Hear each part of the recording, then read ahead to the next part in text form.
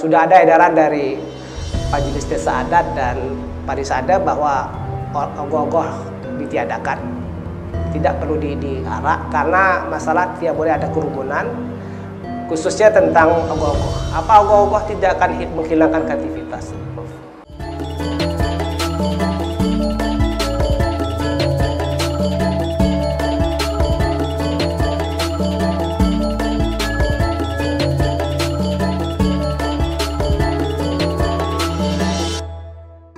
Om Swastiastu. Apa kabar Maktisen? Jumpa dengan saya Imade Iwan Darmawan dalam program Tabuh, Tradisi Adat Budaya dalam Kehidupan Sehari-hari. Hari ini kita akan bicara tentang nyepi di kala pandemi. Banyak hal yang sebenarnya mengejutkan. Sudah hampir setahun ini kita berada dalam kondisi pandemi oleh COVID atau penyakit yang disebabkan oleh virus corona. Harapan kita adalah dari acara ini adalah kita tahu apa yang harus kita lakukan dan mau apa kita saat ini. Saat ini kita sudah bersama Profesor Inyoman Dharma Putra. Selamat jumpa, Prof. Selamat jumpa, Iwan. Ya, hari ini kita lagi akan ngobrol tentang nyepi, Prof ya. Kebetulan nyepi itu cerita memang sangat sepi, tetapi hari-hari sebelumnya pastinya nyepi itu sangat hiruk-pikuk, ramai dengan macam kegiatan dari melasti, ada jutaan orang pergi ke pantai, ke sungai, ke danau untuk melakukan ritual melasti. Kemudian acara ngerupuk juga. Puncaknya ketika ada kegiatan bernama pengarakan ogoh-ogoh. Hampir di semua desa di Bali, mungkin juga di luar Bali. Ketika ada komunitas Hindunya juga di situ. Prof, nyepi ini kan dahsyatnya karena kita sudah di-endorse bahwa penting bumi itu penting libur. Kalau di dunia ini baru 30 menit, mampunya Bali sudah bertahun-tahun mampu 24 jam. Tapi kondisi satu sisi lain Maktisen juga sibuk di dunia maya dengan internet, dengan medsosnya. Nah, sekarang medsos mau ditutup juga pas nyepi. Apa ada semacam keluhan juga itu? Ini menarik sekali, Iwan, dan sangat kontekstual. Sebelum saya menjawab apa dampaknya penghentian internet atau siaran televisi dan sumber-sumber hiburan lainnya pada hari nyepi, saya ingin menyampaikan dulu bahwa perayaan nyepi dengan cara diam di rumah sebetulnya muncul dengan proses yang panjang. Kalau dulu hari raya nyepi itu justru di beberapa desa di Bali kesempatan yang digunakan oleh orang untuk datang keluar, walaupun tidak dengan kegiatan seperti hari biasanya. Jadi ada pasar Majelangu yang dilakukan pada hari raya nyepi, kemudian di Munduk, di Buleleng misalnya, saya pernah membaca laporan berita bahwa pada saat nyepi orang justru memasak di jalan. Jadi memasak di jalan. Kemudian makin lama dilakukan penafsiran apa sebetulnya hakikat hari raya nyepi itu. Jadi ditegaskan selalu bahwa ada 4 brata, 4 hal yang wajib dilakukan pada hari raya nyepi. Yang satu itu amati lelungan, tidak bepergian. Kemudian amati lelanguan, tidak hiburan, amati karya, tidak bekerja, dan amati geni. Jadi 4 ini.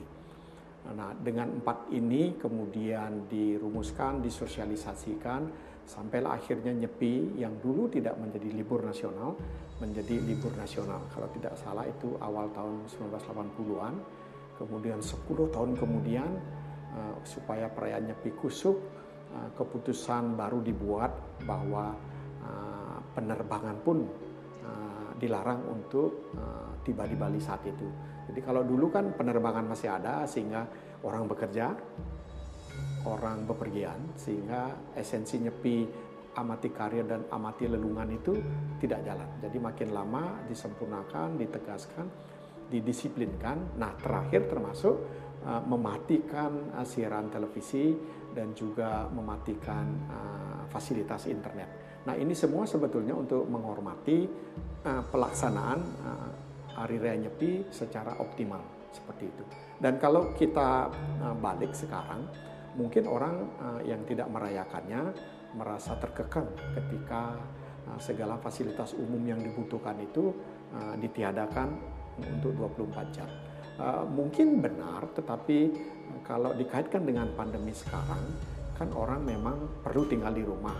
Dengan diwajibkan amati lelungan, ini kesempatan untuk tidak bepergian. Paling tidak dalam sehari terbebas dari kemungkinan kontak dengan orang, sehingga tercegah paling tidak dalam satu hari itu.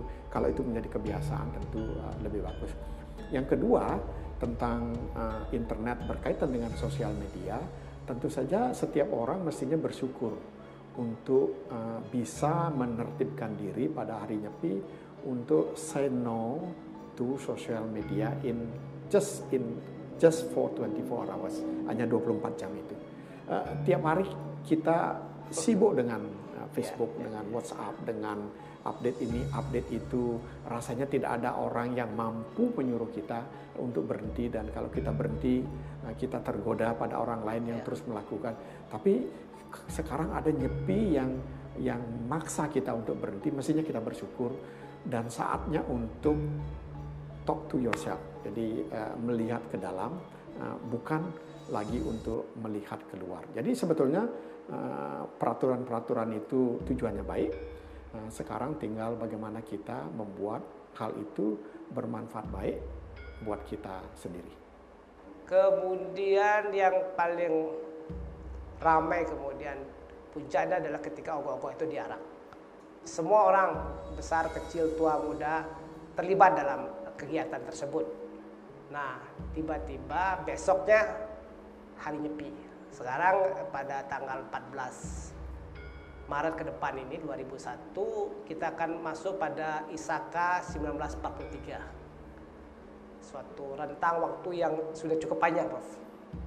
Nah, problem kemudian adalah ketika Nyepi semua sepi, tapi sekarang kan tidak bisa seperti itu. Peristiwa kegiatan yang sebelumnya yang ramai itu hilang. Sudah ada edaran dari Majelis Desa Adat dan Parisada bahwa ogoh-ogoh ditiadakan, tidak perlu diarak karena masalah tidak boleh ada kerumunan. Kemudian juga melasti juga dikurangi aktivitinya, hanya orang yang dibikin.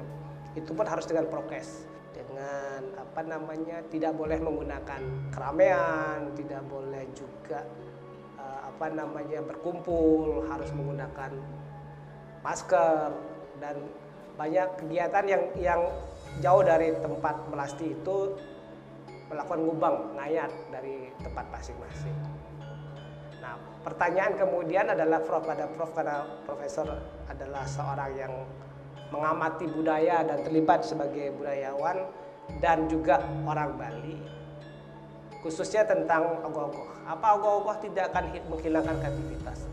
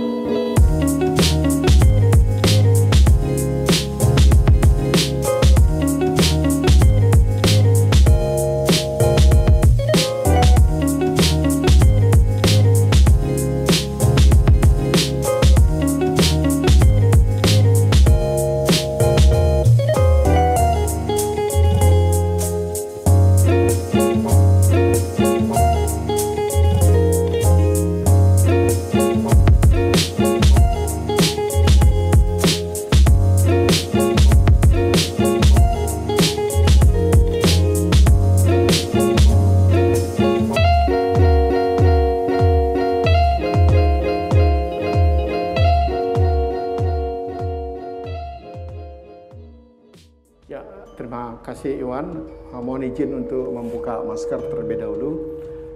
Memang menarik sekali kalau sekarang kita berbicara tentang perayaan Hari Raya Nyepi dikaitkan dengan berbagai tradisi yang melibatkan banyak orang. Pertama saya ingin mulai dengan perayaan Hari Raya Nyepi dan rangkaiannya sebelum itu. Kita tahu bahwa perayaan Hari Raya Nyepi itu diawali dengan kegiatan melasti. Biasanya 3 hari sebelum Hari Raya Nyepi tiba, masyarakat di seluruh Pulau Bali, mungkin juga masyarakat Bali di luar Bali, melakukan apa yang disebut dengan penyucian, ya, arca-arca, sarana prasarana upacara, dan dilakukan ke sumber air. Sumber air itu ada 2, bisa ke laut, ke samudra, bisa juga ke danau. Jadi di daerah di Kabupaten Bangli misalnya, salah satu kabupaten di Bali yang tidak memiliki wilayah laut, mereka melakukan melasti ke danau. Jadi di sana ada Danau Batur dan lain sebagainya. Kalau daerah memiliki keduanya, mereka bisa memilih melakukan penyucian prasarana upacara dan lain sebagainya, bisa ke danau dan juga bisa ke laut. Semua itu dilaksanakan secara kolektif dan itu wajar karena dimanapun yang namanya upacara keagamaan itu di dalam bahasa Inggris itu disebut festival. Kalau sudah ada festival itu sukses dan tidaknya tidak saja diukur dengan aspek spiritual, tetapi juga tingkat keramaian orang ikut. Nah, tentang keramaian ini menarik sekali untuk dibahas dalam konteks pandemi. Tapi sebelum itu saya melanjutkan dulu. Setelah dilakukan upacara melasti, terus pelinggih-pelinggih Ide Betara, kemudian fasilitas sarana tersebut dikumpulkan di Pura Desa untuk nyejer menjelang upacara tawur yang dilaksanakan biasanya pada Tilem Kesange sehari menjelang Nyepi. Nah, pada acara pengerupuk itu pada pokoknya ada 2 acara yang selama ini kita kenal. Upacara tawur itu yang dilaksanakan ada yang pagi, ada yang siang, dan malamnya adalah upacara ngerupuk dengan belakangan, saya katakan belakangan, nanti kita bisa bahas lebih jauh, pengarakan ogoh-ogoh. Setelah itu, sehari kemudiannya barulah Hari Raya Nyepi. Saya teringat dengan penelitian dari antropolog Amerika, Clifford Geertz, yang mengatakan bahwa makna Nyepi itu baru bisa dipahami dengan baik kalau kita melihat rangkaian ritual melasti sampai ngerupuk yang serba ramai. Nyepi sepi dipahami dengan baik kalau kita lihat kontraskan dengan ramai. Sedangkan ramai pada melasti dan ngerupuk itu bisa dipahami dengan baik kalau kita kontraskan dengan nyepi. Artinya bahwa kedua itu dalam konteks binary opposition, ramai dan sepi itu sebetulnya saling berkaitan. Nah, tibalah pandemi yang kemudian persoalannya secara radikal harus berubah dan sudah berubah. Sudah berubah karena tahun lalu kita melaksanakan Nyepi dengan segala pembatasan-pembatasan sesuai dengan protokol kesehatan yang dikeluarkan oleh dunia lewat WHO, kemudian lewat negara di pusat turun ke provinsi, provinsi turun ke kabupaten, kabupaten turun ke desa dalam bentuk pembatasan kegiatan sosial berskala besar atau berskala kecil. Nah, mungkin ada pertanyaan, apakah makna melasti, makna ngerupuk, makna ogoh-ogoh lalu hilang dengan sendirinya kalau ciri khas keramaian festival itu dihilangkan. Ini sebetulnya kembali kepada tafsir agama. Kalau kita melihat sebaiknya memang tetap ramai, tapi situasi tidak memungkinkan dan sejarah telah menunjukkan di mana ada situasi perang apapun tidak bisa dilaksanakan. Sekarang kan kita berperang melawan virus, melawan pandemi, oleh karena itu apapun yang menjadi kewajiban apapun, kewajiban keluarga, kewajiban pendidikan, kewajiban agama bisa tidak dilaksanakan karena situasi yang terjadi.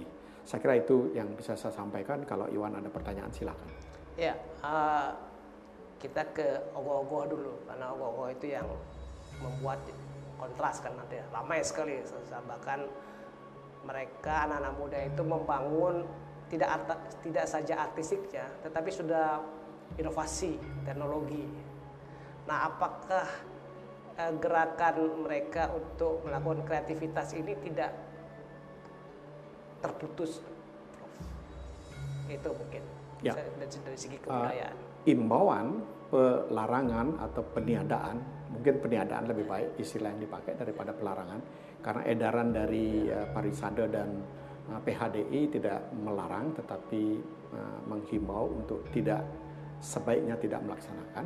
Jadi peniadaan pengarakan ogoh-ogoh pada Nyepi yang akan datang 14 Maret 2001 ini, seperti juga yang terjadi pada Nyepi 2020, sebetulnya tidak bisa dengan tergesa-gesa dinilai sebagai kemungkinan untuk mencegah, menghentikan kreativitas. Mengapa saya katakan demikian? Pertama, karena kalau saja pandemi ini berakhir, pembuatan pengarakan ogoh-ogoh di malam menjelang Nyepi itu pasti kita akan lakukan lagi, sehingga di situ kreativitas akan tumbuh. Yang kedua, kreativitas itu baru bisa dilaksanakan memang kalau konteks, kondisi, situasi memungkinkan. Dan sekarang siapapun sudah menyadari dengan merebaknya virus corona, kemudian gelombang terinfeksi sulit dikontrol semakin banyak, semua juga orang mengerti bahwa keputusan saran untuk meniadakan pawai ogoh-ogoh itu diterima. Sementara itu kreativitas boleh diistirahatkan dulu lah, boleh diistirahatkan dulu demi menjaga kesehatan. Kalau sekarang kita melanggar misalnya, kemudian melabrak apa yang disarankan oleh pemerintah, lalu ada sesuatu terjadi pada diri kita semua, mohon maaf kalau misalnya lalu kita dipanggil Tuhan Yang Maha Kuasa, kita tidak ada, kreativitas kita pun tidak akan bisa kita laksanakan. Oleh karena itu, yang paling penting sekarang, seperti sering dikatakan oleh teman-teman, oleh orang tua kita di rumah, oleh tokoh masyarakat, tunas seger dumun. Seger tunas dumun. Artinya, mohonlah agar tetap sehat. Yang lain-lain bisa dinomorduakan. Jadi jawaban pendeknya adalah kreativitas sementara mungkin dihentikan, karena dia akan mendapat ruang setelah virus ini kita harapkan segera berakhir. Ya, ada yang menarik. Ada ketika menjaga kreativitas ini, beberapa kawan membuat lomba ogoh-ogoh virtual. Ogoh-ogoh yang dibuat di rumah boleh dilombakan secara virtual. Dari segi kemajuan apa tuh? Ya, ini menarik sekali Iwan. Memang Iwan jeli sekali untuk mengamati kreativitas untuk membuat ogoh-ogoh virtual. Mungkin bisa dilihat secara makro dengan berbagai aktivitas virtual yang lain. Misalnya ketika pandemi menyerang, kemudian berbagai aktivitas berhenti, orang termasuk kegiatan pariwisata, berbagai kelompok sadar wisata melakukan virtual tour. Jadi ada virtual tour, kemudian ada virtual ogoh-ogoh nanti. Ini bisa kita lihat sebagai kreativitas transisi. Jadi dia muncul karena situasi. Saya katakan transisi karena kalau kemudian pandemi berakhir, kreativitas sesungguhnya akan muncul. Kalau dia berlanjut terus pandemi ini, kreativitas transisi ini mungkin terus akan menggelinding menjadi kreativitas yang sesungguhnya. Kita tidak tahu kapan pandemi ini akan berakhir. Oleh karena itu sementara ini kreativitas transisi, virtual tour, virtual pengarakan ogoh-ogoh atau ogoh-ogoh yang secara virtual bisa kita sambut untuk mengisi, menyalurkan energi kreativitas. Saya sering ditanya oleh beberapa teman, termasuk juga wartawan atau mahasiswa di kampus tempat saya mengajar, apakah virtual tour ini merupakan alternatif di dalam menghadapi wabah pandemi untuk menyelamatkan pariwisata. Tentu saja saya mengatakan sulit sekali untuk melihat virtual tour ini sebagai sumber bisnis yang kurang lebih sama dengan kalau situasi pandemi tidak ada. Jadi virtual tour ini sebetulnya hanya kreativitas transisi untuk mengisi waktu agar spirit pengembangan pariwisata tetap ada. Kita tidak melupakan potensi yang kita punya, tetapi kita terus melakukannya. Nah, kalau untuk ogoh-ogoh, saya kira itu juga baik. Energi kreativitas untuk membuat ogoh-ogoh bisa terus dijalankan, sehingga kalau melakukan virtual festival ogoh-ogoh, saya kira itu bisa menjadi hal yang menarik. Cuman bentuknya seperti apa, kita tunggu surprise atau kejutan dari anak-anak muda Bali yang betul-betul tune in dengan ogoh-ogoh. Ya, Profesor Dharma Putra adalah guru besar di Universitas Udayana. Kemudian sudah hampir 10 tahun studi di Australia juga. Jadi ada mix antara memandang budaya barat di Australia, memandang budaya timur di Bali. Kemudian adakah dalam kondisi pandemi ini, terutama pada Nyepi ini Prof, adakah titik kulminasi di mana orang Bali bisa lepas, maksudnya bisa lolos dari himpitan kondisi ini? Satu sisi Bali ini kan sangat dahsyat energinya, tidak saja orangnya tapi budaya, tetapi anak-anak mudanya, energinya dia harus diekspresikan. Karena orang Bali kan sangat, dia menari, karena tidak sekedar ogoh, di sini ada menari, ada teater, ada banyak hal. Titik lepasnya apakah seperti itu nanti apa yang akan muncul?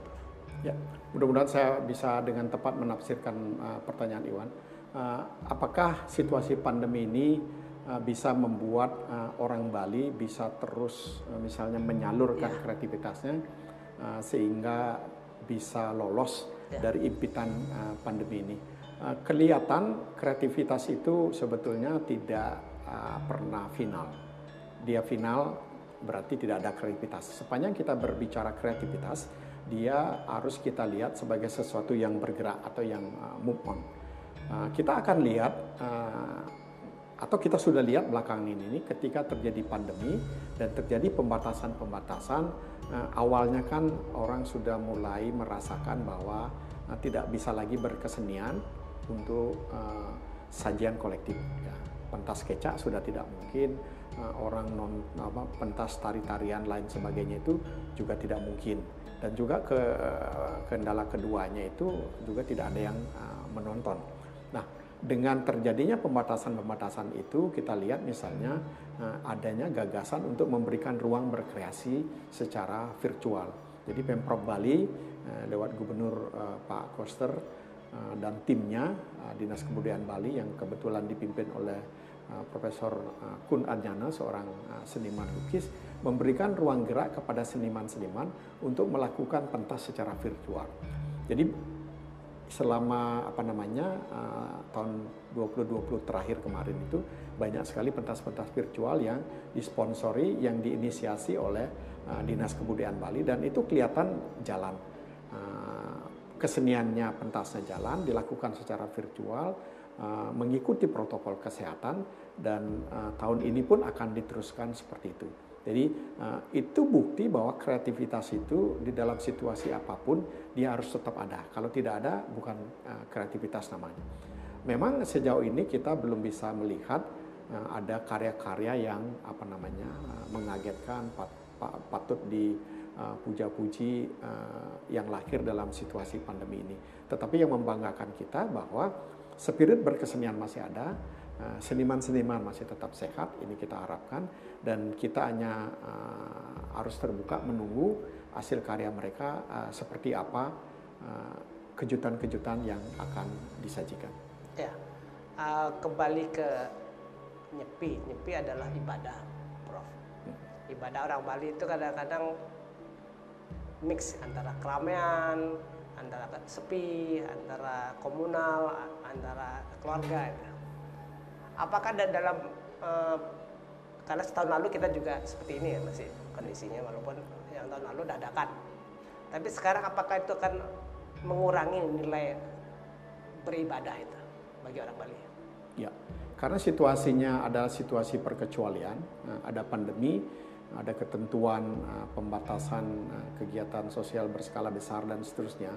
Kegiatan keagamaan pun harus mematuhi hal itu, termasuk persembahyangan yang dilakukan oleh umat Hindu. Dan kita tahu secara universal tidak hanya umat Hindu aja yang harus menyesuaikan diri dalam kegiatan persembahyangan, tetapi juga kita lihat umat-umat lain juga melakukan pembatasan-pembatasan seperti itu. Nah, pertanyaan Iwan tadi, apakah dengan adanya pembatasan melakukan ibadah persembahyangan dalam Hindu mengurangi arti makna, perasaan, emosi dalam peribadatan Hindu atau tidak? Sebetulnya jawabannya iya, tetapi pada saat yang sama kita harus melihatnya dari segi lain, di mana Hindu, khususnya tradisi Bali, telah memiliki. Kita tahu bahwa dalam situasi yang tidak memungkinkan orang untuk datang bersembahyang, dia bisa melakukan dari jarak jauh. Kalau dulu misalnya, sampai sekarang juga masih dilakukan, ada istilah ngayat atau ngubeng. Kalau kita tidak bisa datang ke Pura Besake yang jauh jaraknya karena berbagai faktor, entah sakit, entah tidak mempunyai cukup tenaga untuk ke sana, kita bisa melakukan persembahyangan untuk dewa-dewi Betari di Besake dari kejauhan, dari jarak kita, dan itu diterima sebagai satu kegiatan spiritual yang penuh. Seperti juga sering dijelaskan bahwa kalau orang Hindu kremasi, abunya supaya bisa sampai ke Sungai Gangga, untuk datang ke Sungai Gangga di India adalah sesuatu yang tidak bisa dilakukan oleh setiap orang atau hanya sebagian kecil. Oleh karena itu dengan menaburkannya ke laut itu sudah dianggap akan sampai di situ, karena agama itu, terutama agama Hindu dan tradisi Bali itu semuanya memiliki sifat-sifat simbolik. Dan yang menarik yang ingin saya sampaikan dalam tradisi Hindu adalah walaupun Anda tidak sembahyang karena sakit misalnya, Anda masih tetap bisa mendapat anugerah tirta. Jadi sering kita lihat misalnya ada orang sakit di rumah sakit, tidak mungkin ikut sembahyang, dibawakan tirta ke rumah sakit dan diberikan anugerah. Jadi sebetulnya dalam situasi apapun, yang penting dilakukan adalah sepanjang kita tulus ikhlas, tidak melakukan seperti dalam keadaan biasa pun tidak apa-apa. Jadi semuanya akal sehat dan perasaan membenarkan untuk sementara menarik diri dari kerumunan-kerumunan dari kegiatan persembahyangan. Ya, memang siapa menyangka kan ya Prof ya, ada pandemi ini. Tapi bagi orang Bali punya kemampuan itu atau pemahaman tentang siapa sangka gitu. Maksudnya ini kan kondisi yang ujungnya kan survival kan. Ujungnya Anda bisa lolos atau tidak. Orang Bali punya nggak itu? Ya sebetulnya kalau kita lihat dari perjalanan waktu, semua manusia di dunia menghadapi masa-masa yang sulit dalam kehidupannya. Kemudian agama sering menjadi ruang untuk menenangkan diri. Izinkan saya untuk memberikan ilustrasi ketika saya tinggal di Swiss untuk satu penelitian. Saya diajak oleh seorang profesor untuk jalan-jalan ke pedalaman. Dan di situ banyak sekali batu-batu yang bentuknya seperti pelinggih-pelinggih di Bali. Ada batu, kemudian ada tanda salib. Saya bertanya kepada profesor itu, namanya Brigita, mengapa di sini ada batu seperti ini, seperti tempat persembahyangan, tetapi kelihatan dari keadaannya sekarang tidak ada pernah orang melangkah ke sana. Jadi ada semak belukar di sekitarnya. Dan hal seperti itu saya lihat ada beberapa di dalam satu kali perjalanan. Terus dia mengatakan bahwa ini adalah simbol bahwa orang-orang dulu itu di daerah Swiss itu di dalam musim dingin yang begitu kuat, dan kita tahu Swiss adalah negeri bersalju abadi, jadi sepanjang tahun dingin. Sulitnya hidup itu diselesaikan dengan melakukan persembahyangan, mencari jalan ketenangan lewat doa-doa seperti itu. Nah, hal seperti itu kurang lebih juga bisa kita lihat di Bali. Mengapa ada banyak pura di berbagai tempat di Bali? Kita lihat itu adalah simbol banyaknya tantangan pada kehidupan orang Bali dan juga orang lain, dan disitulah mereka dulu mencari ketenangan. Nah, sekarang situasinya kan berubah, mobilitas orang, kemudian ekonomi memberikan segala kemungkinan untuk melakukan banyak hal untuk melindungi diri, sehingga kalau ada pertanyaan sekarang, apakah orang Bali memiliki kemampuan seperti itu? Jawabannya sebetulnya iya, memiliki, dan mereka akan kembali kepada agama. Apakah nanti kita semua atau orang Bali akan menjadi pemenang? Itu yang sulit sekali dijawab. Itu yang sulit sekali dijawab. Kita serahkan saja. Seperti sekarang kita lihat jumlah angka semakin tinggi, yang sembuh juga naik. Awalnya malah Iwan selaku wartawan pasti mengikuti berita bahwa ketika pandemi menyerang Indonesia Maret, April itu muncul pemberitaan bahwa di Bali itu angkanya kecil sekali, sehingga Bali dianggap memiliki mystery immunity, jadi seperti memiliki kekebalan yang misterius. Cukup menarik berita itu karena ditulis oleh berita asing, kalau tidak salah Asia Times seperti itu, mohon maaf kalau salah. Tapi itu sempat menyebar dan mencerminkan realitas, walaupun tidak masuk akal, tapi mencerminkan realitas sesaat. Setelah itu ternyata kemudian makin banyak. Oleh karena itulah sulit sekali mengatakan apakah suku tertentu, suku bangsa tertentu memiliki imunitas kesuksesan tertentu menghadapi ini. Rasanya semuanya harus wait and see. Ya, sebelum jawaban itu kita temukan karena harus menunggu waktu, kan fakta terdepan ini akan nyepi. Apa yang dilakukan minimal bagi masyarakat Bali? Ya, ini juga menariknya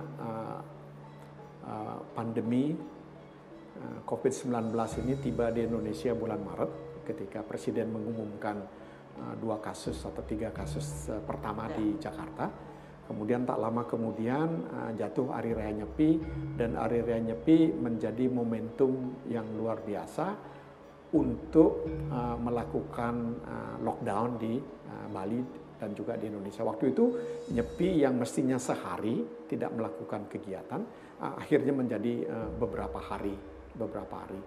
Memang itu satu hal baru dan mengagetkan, tetapi masyarakat Bali mulai mencoba memahami bahwa sebetulnya kalau 1 hari bisa, 2 hari mestinya juga tidak begitu sulit, walaupun beberapa hal perlu disiapkan untuk menghadapinya. Nah, untuk ke depan ini kita mestinya sudah punya pengalaman berdasarkan apa yang terjadi tahun lalu, bahwa salah satu penyebab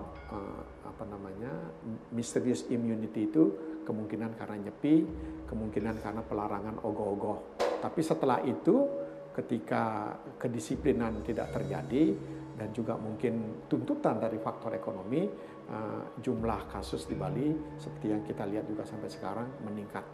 Tapi yang ingin saya tegaskan tentang Nyepi ini mulai mendapat endorsement yang luar biasa secara universal. Kalau dulu kelompok-kelompok yang bergerak di bidang lingkungan memperkenalkan Earth Hour, jadi jam bumi, memperkenalkan no energy no light for 30 minutes, hanya Earth Hour itu hanya 30 menit, Bali bisa melakukan 24 jam. Ketika itulah Bali mulai bangga dengan adanya tradisi Nyepi ini karena memberikan keuntungan untuk bumi istirahat sehari, penghematan energi listrik dan bahan bakar yang lain. Di situ kita bisa bangga, dan mestinya ketika ada pandemi dan mengharuskan orang untuk tidak keluar rumah, Nyepi ini bisa menjadi mekanisme. Jadi bisa mekanisme untuk 2 hal. Satu, mempraktikkan, mengamalkan perayaan Nyepi dengan sepi, dan 2, untuk membatasi diri dari kemungkinan serangan virus, walaupun itu hanya sehari atau 2 hari. Ya, Nyepi itu bukan hanya untuk orang Bali, tetapi juga untuk semua orang yang ada di Bali. Tidak hanya untuk orang yang beragama Hindu, tetapi juga untuk orang yang tinggal di Bali. Nah, kadang-kadang hari Nyepinya muncul di hari Jumat ketika kawan-kawan Muslim ada sholat Jumat. Kadang-kadang juga muncul di hari Minggu ketika kawan-kawan Kristiani ada kebaktian di gereja-gereja. Kita sudah terlatih, sudah terbiasa nggak untuk toleransi itu, Prof? Ya, terima kasih Iwan, ini menarik sekali dan kontekstual dengan keadaan kita hidup bersama dengan latar belakang agama, etnik, suku, ras yang berbeda-beda.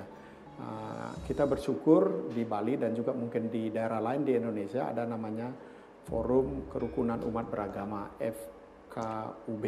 Dan tokoh-tokoh kita yang ada di organisasi itu yang membicarakan hal-hal yang seperti ini, apa yang harus dilakukan, apa yang sebaiknya dilakukan ketika hari Nyepi jatuh pada hari Jumat, ketika kawan-kawan Muslim harus pergi keluar ke masjid untuk bersembahyang, atau pada hari Minggu ketika kerabat-kerabat kita dari Nasrani sembahyang ke gereja.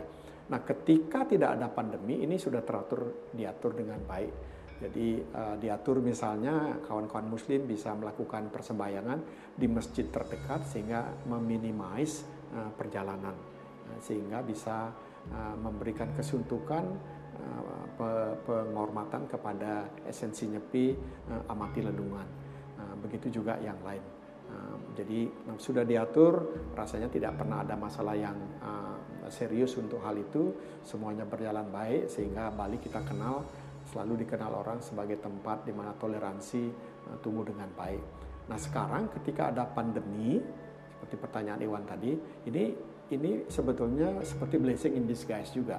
Artinya ketika kegiatan persembahyangan dibatasi, maka ketika Nyepi 14 Maret ini jatuh pada hari Minggu, kegiatan kebaktian saya kira pun itu sudah dalam kerangka pemikiran umat yang perlu melakukan persembahyangan pada hari Minggu itu sudah di dalam mood untuk menghormati PSBB ini, pembatasan sosial. Jadi mereka tidak akan melakukan persembahyangan secara besar-besar karena menghormati prokes ketentuan pemerintah, dan pada saat yang sama juga menghormati pelaksanaan Hari Raya Nyepi. Jadi keduanya ini ketemu secara harmonis dan menguatkan dalam arti perayaan Nyepi dan juga penghormatan pendisiplinan diri sesuai dengan ketentuan PSBB. Ya Prof, karena Bali kan sebuah pulau, orangnya mobilitasnya tidak terlalu banyak karena segitu-segitu aja. Jadi yang ingin saya tanyakan, apakah ada sejajaran antara pandemi yang memaksa orang dari ramai kemudian untuk menjaga jarak, cuci tangan, dengan orang Bali yang selama ini ramai kemudian tiba-tiba sepi di hari Nyepi. Ada kesejajaran atau pelajaran atau itu sudah kita terlatih untuk itu sehingga ketika pandemi ini kita tidak terlalu bergejolak? Ya, saya kira benar sekali bahwa kita bisa mengambil hikmah dari perayaan Nyepi dengan berbagai protokol kesehatan untuk menghentikan pandemi ini. Dan semua ini seperti yang sudah saya jelaskan tadi, sebetulnya sudah ada mekanisme-mekanisme yang kita jalani, tinggal sekarang mengadopsi dan menyesuaikan dengan kebutuhan dan melakukannya itu dengan sukacita. Jadi tidak sebagai satu tekanan, tidak sebagai satu keharusan, tetapi sebagai blessing atau anugerah. Syukurlah kita memiliki Hari Raya Nyepi ketika harus lockdown, ketika ada pembatasan ini sebetulnya perpanjangan dari apa yang sudah biasa kita lakukan, yang tujuannya jelas sekali untuk menghentikan penyebaran virus. Jadi ada mekanisme yang sudah diberikan oleh leluhur kita, tinggal kita mengadjust sesuai dengan konteks di mana kita hidup.